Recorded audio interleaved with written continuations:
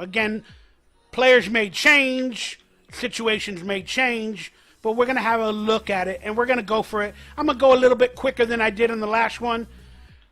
On the defensive edge rusher side of the ball, we had Chandler Jones. We all know how that played out. Cleveland Farrell. We all know how that played out. Malcolm Kuntz. We all know how that played out. And we also had Max the Condor Crosby. We all know how that played out. And Tashawn Bauer, a gentleman of my namesake. Did we have a great defensive edge rushing position in total? No. No. Max Crosby was a beast. We all know what happened at the other positions. They had their moments,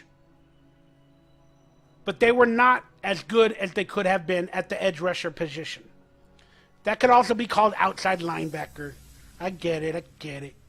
Now, this year, we got Max Crosby.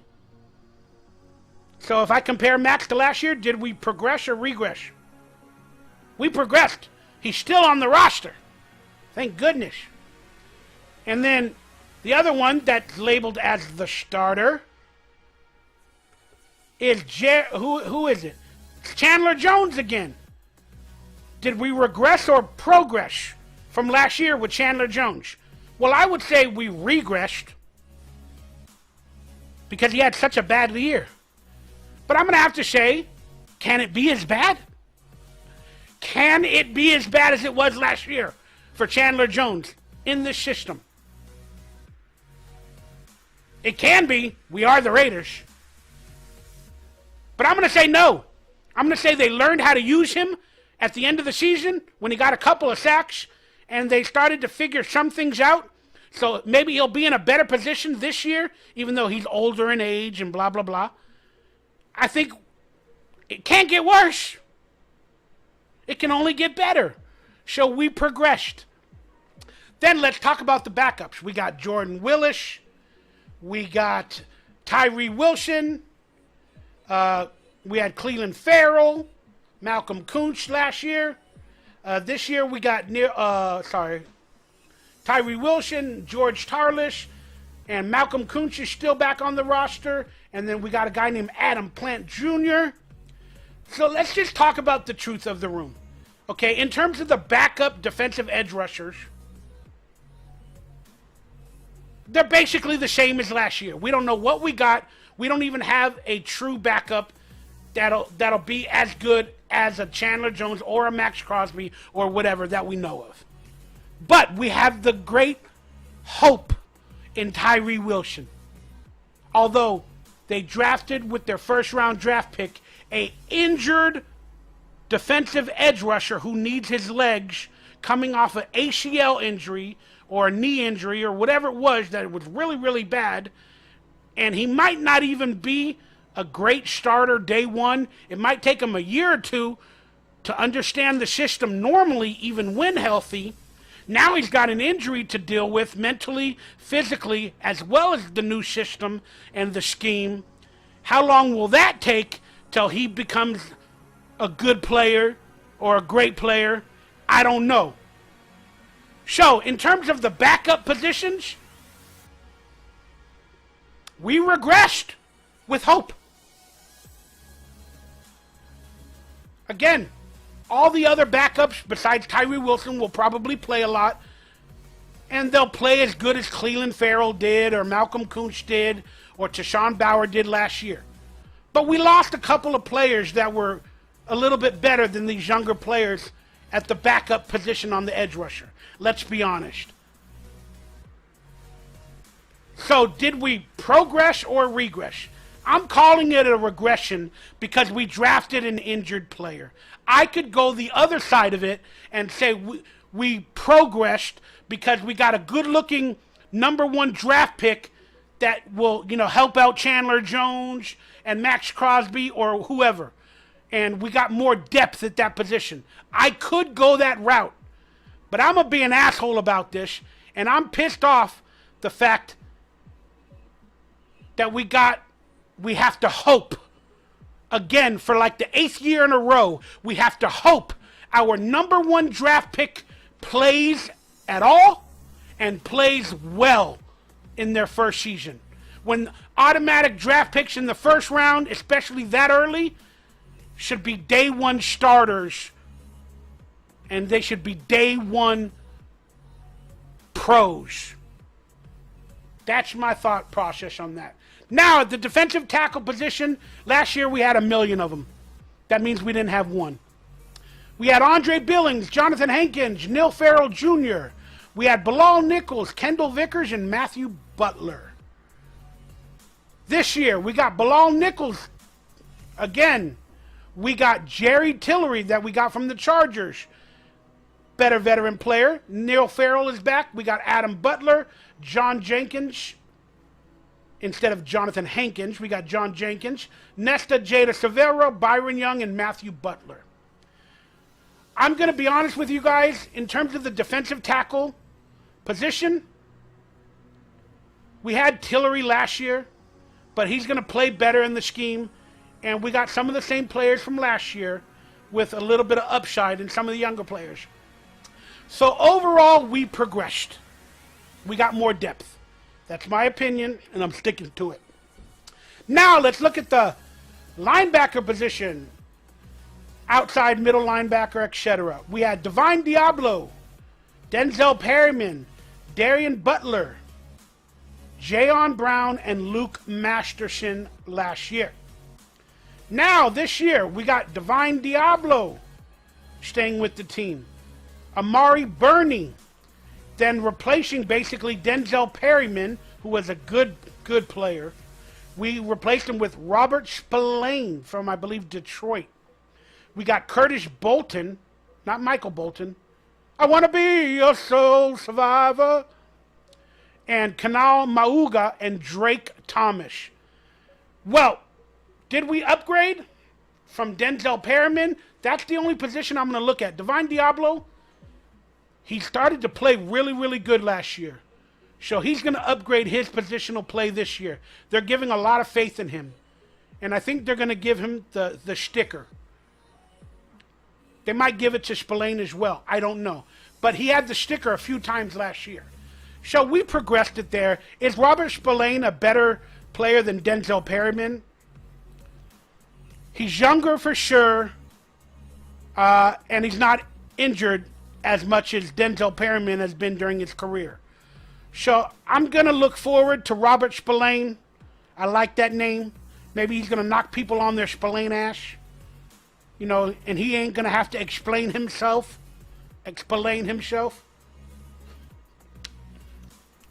So I think we progressed there, and we got some depth that I'm interested in. But it's just sad to see our draft picks at those positions like, you know, Neil Farrell Jr. and who else? Maybe Matthew Butler and players like that maybe we drafted that are just, they're young players with upside and they're gone. Just too much turnaround for me. But we progressed. Has the coach progressed on defense? That's a story for another day. We also have Luke Masterson at linebacker coming back from last year. Maybe he was the one with the sticker, not Divine Diablo. Darian Butler coming back from last year. So overall, just looking at the linebacker roster, we don't have a true star, like a linebacker that was drafted in the first round or one of those players that should be a true star from day one. But we progressed. I mean, let's be honest. We progressed. Like I said, it can't get worse. So, now let's look at the cornerback position. This is the biggest need, in my opinion, from the Raiders team. Okay, last year we had Nate Hobbs, who's coming on for the Raiders. Then we had Amik Robertson, Sam Webb. We had also Rock Ya-Sin, the free agent, that didn't pan out like all free agents. Anthony Everett, another free agent that didn't pan out that much. Now this year we have Nate Hobbs is back, playing well. They still want to see more from Nate Hobbs. We got Brandon Facion. I'm going to call him Facion. He was a former Raider many years back. I saw him play in San Diego with the Raiders when he was a Raider. We got Jakarian Bennett, good-looking young, draft pick, and we got Sam Webb back. Amik Robertson, I believe, is gone officially. Oh, no, he's not. Then we got Duke Shelley, David Long Jr., Tyler Hall, and Amik Robertson. Now, just looking at the cornerback roster, did we progress? Yes, we did. We did. We got a lot of players with hope and upside. That's how we started last year. That's how we're going to start this year. But the players that played good last year are still on the roster, and they've even moved up a step to possible starters. You know what I'm saying? Or to be used in dime packages. So I'm very interested in this cornerback room. We have the possibility of finding some real stars that are young on this team this year. Last year, there was probably like 6 choices, but we knew what we had in most of them. This year, we have like 6 or 7 young players, undrafted free agents or drafted, and they look good, and they can be good. So we have progressed very good at the cornerback position. Now, let's look at the safety position. Last year, we had Trayvon Moehrig, Deron Harmon, draft pick again, or a free agent pick that didn't really pan out. Isaiah Polamalu, Jonathan Abram, didn't pan out. Roderick Teamer, didn't really pan out. Those were our stars at the safety position. Now, Trayvon Moehrig gets a shot again. Second year. He's probably one of the better safeties on our roster last year. But he gets another shot, and let's be honest, this is his final shot to become a star or a future backup for a lot of different teams. Now we got Marcus Epps, the free agent from the Eagles, and there might be a possibility of Marcus Peters coming to the team. So I'm not going to discuss that because he's not on the roster as of now. But we got Marcus Epps, and compared that to Rock Ya-Sin, I'm going to say coming from a Super Bowl team, I'm going to call that an upgrade, a progression. Then we got Roderick Teamer, Christopher Smith, Isaiah Polamalu is back, Jaquan Johnson, Jaden Grant, so on and so forth. Do we have 2 starters at the safety position that we can call stars? I think we do. Epps and Moehrig will get it done. Then if Marcus Peter comes to the team, that's just going to add to the room. Roderick Teamer plays pretty decent at times, and I like our depth there. Did we progress at the free safety position? Yes, we did. And I can't believe I'm giving credit to our coaching staff and Josh McDaniels again. Overall, looking at the defense, we have progressed from year one with possibilities on defense to be great. Now, at the defensive coordinator position, have we progressed? I don't think so. The coach is the same coach as he was last year, and he didn't even win with the Patriots in years prior. He was never a top 10 defensive coach, and he never won a lot of games because of his defense. He was an assistant with those championship defenses that were on the Patriots. He was an assistant. So, we still got a sucky coach that should be better, but last year he had a lot of young players to teach the system and to learn it and to become a better defense. And he's got the same situation in year 2.